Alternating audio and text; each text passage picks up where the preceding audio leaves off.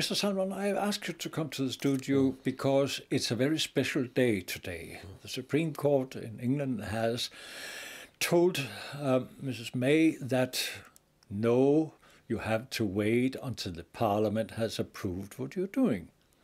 I thought you were going to say it was a special day because we're on the eve of Scotland's national poet's birthday, Robert Burns, which is tomorrow. We've been having a big celebration here in the Parliamentary Assembly of the Council of Europe in Strasbourg.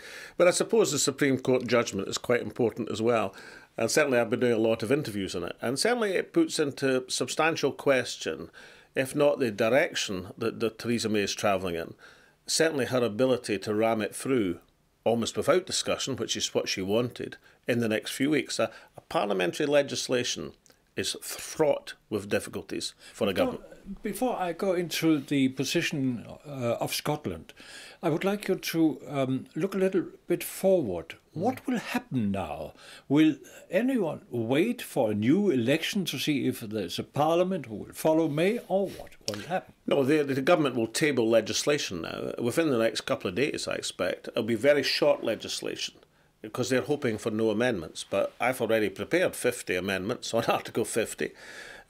Serious amendments, substantive amendments. You know, things like saying you can't invoke Article 50 until you have published a white paper on the implications, until you've sought the agreement of Scotland, Wales and Northern Ireland through the Joint Ministerial Committee. You can't table it until you've spelt out to Parliament and people the full financial ramifications of leaving the single marketplace.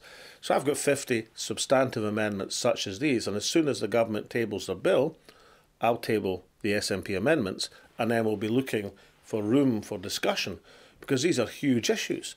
They can't just be swept aside in an afternoon. They have to be properly debated over a matter of weeks in the Commons, and then, of course, in the House of Lords, then back to the Commons again. So I think Theresa May's hope that she can ram all this through with minimum discussion by the 31st of March is heroic after the Supreme Court decision. Yes, I mean, she's now in a difficult situation, but she's got nobody but herself to blame. I mean, she's been faffing about for the last 6 months doing nothing. If she wanted this through by the 31st of March, she should have tabled her legislation back last summer. There was nothing to stop her.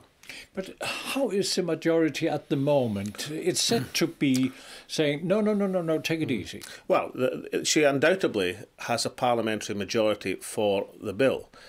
But that doesn't mean she necessarily has a parliamentary majority for doing it as she wishes. For example, a cross-party committee called for the publication of a white paper, a full exposition of the detailed argument for invoking Article 50, the ramifications of it. The government's not going to do that. So that was a cross-party committee called for that, which means it has a lot of support. So they might lose on the question of having a white paper, in which case there'll be a further delay for publishing the white paper, as indeed there should be. I mean, a few years ago I had a referendum for Scotland to become independent. I was First Minister of Scotland. I published a white paper of, I think it was 570 pages, detailing how Scotland become independent. Theresa May wants to take the UK out of the European Union on a wing and a prayer, with no detail whatsoever. So that's totally unsatisfactory. So although she has a majority for the principle of the bill, that doesn't mean she has a majority against every possible amendment. Now, she's greatly helped by the division within the Labour Party. If it's a tight majority in the House of Commons, a very determined, united opposition with the Labour Party leading would, I think, have a good chance of upsetting this legislation fundamentally. But the Labour Party are divided on the issue. From your knowledge, the Liberals, will they? Well, the Liberals will, but there's only, I think, 7 Liberals in the Commons. But there are 56 people elected as SNP. So, you know, we're the third biggest party, and you can be sure that our arguments for our 50 amendments will be determined, forceful, and we will expect the time available. You know, we're lining up the arguments and the amendments and setting the context for a real parliamentary battle. Now to the real prospects for Scotland. What do you foresee? Well, I think we're now reasonably clear. I mean, if Theresa May refuses to back down on coming out of the single marketplace, in other words, goes in for a full hard breakfast or full English Brexit as it's sometimes called, then we won't get agreement on that. So the government then in London has to see if they'll accept the compromise proposal put forward by the First Minister of Scotland, my successor, Nicola Sturgeon, which says, look, OK, if England wants out of the single market, but Scotland could remain in. The same sort of relationship, if you look around Europe, but Liechtenstein is in the single marketplace within the European Economic Area, whereas Switzerland, with whom Liechtenstein has a currency and customs union, does not. So you could have that sort of relationship with Scotland staying in the single market. But if Theresa May says, look, not interested in Parliament, not interested in backing down on hard English Brexit, not interested in the views of Scotland, not interested in saving Scottish jobs and saving Scottish employment, I'm going ahead come what may. If she flings down that gauntlet, then Nicola Sturgeon, the First Minister of Scotland, will pick it up, and it makes an independence referendum in Scotland very likely within the next 2 years.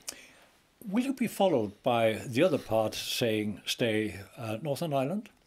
Well, the Irish situation is very complicated just now because... especially now. Well, very much so. And the European withdrawal has a lot to do with the breakdown of the devolved administration in Northern Ireland, because the European agreement was one of the cement that held the Good Friday and then the St Andrews Agreement together, because many aspects of it were adjudicated with Europe as honest brokers in the agreement. So the destabilisation of the European relationship is part, not the whole, but part of the destabilisation of the power sharing in Northern Ireland.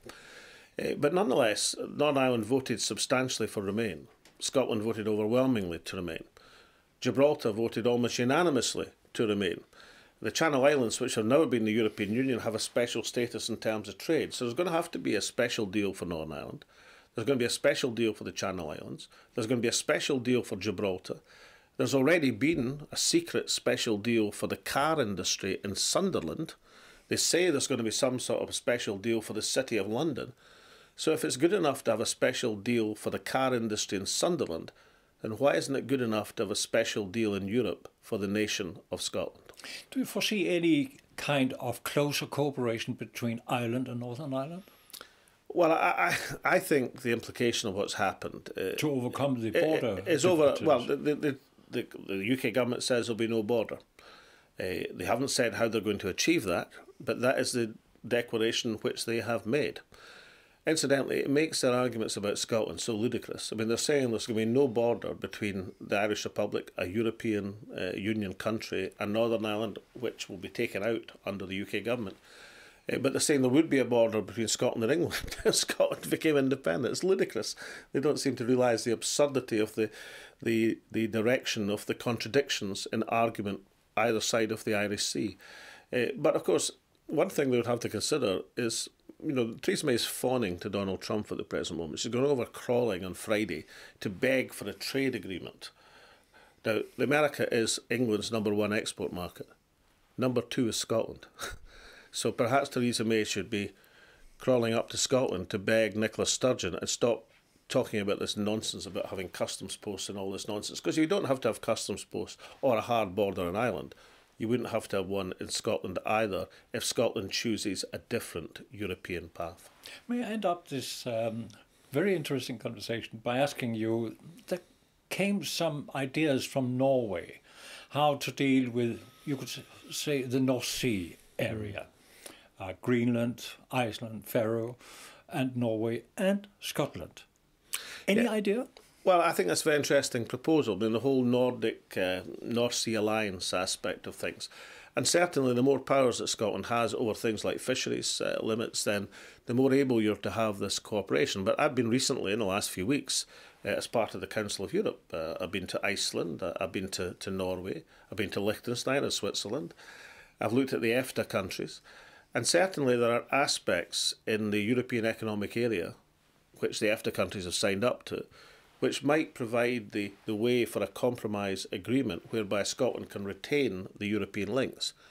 But as Nicola Sturgeon has pointed out, in order to secure that agreement, Scotland would have to have devolved to it the sort of powers required to make international agreements with Norway, with Iceland, with the other North Sea countries, not just on fishing, but also on the environment, on the Arctic, and the whole range of key areas. And certainly that's a very attractive prospect. I was once sitting in the Foreign Office, Norwegian Foreign Office, and the then Foreign Minister had a map of the world, which instead of being the normal map of the world, or the alternative map of the world we sometimes see centred in Africa, it was a map of the world centred on the North Pole. And believe me, when you see the map of the world centred on the North Pole, it makes Norway and Scotland, and of course Canada and Alaska and Russia look very, very important. Countries to the south on that map look somewhat less important. Thank you. Pleasure.